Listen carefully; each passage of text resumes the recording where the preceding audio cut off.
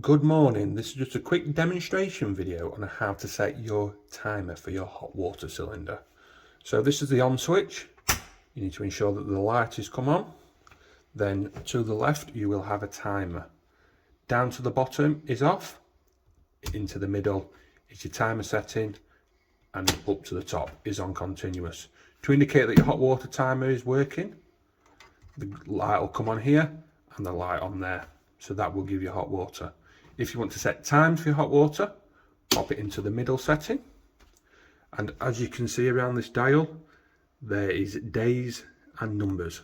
So if you wanted to set this to Wednesday at 11:17, you'll turn it to Wednesday at 11 o'clock.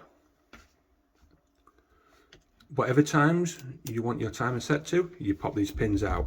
For example, if you wanted it on from 6 o'clock in the morning till 9 o'clock, you'll pop the pins out between 6 and 9 for each day. You can do this for each individual day. If there is days that you are in more or out less, you can knock these down per day. For example, if you're not in on a Saturday, you can leave it completely off on the Saturday and have it come on Sunday morning when you arrive back from your weekend away.